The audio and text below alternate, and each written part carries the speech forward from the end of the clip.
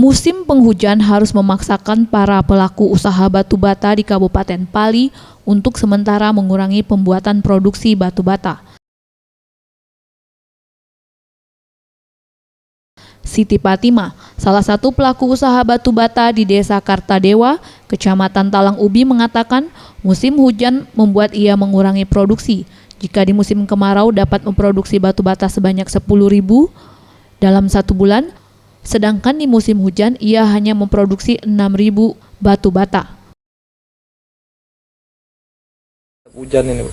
Pengaruhnya hujan ini banjir, jadi tidak bisa melumpur, terhambatnya. Kalau yang gagah ya sebulan sekali 10.000 makan.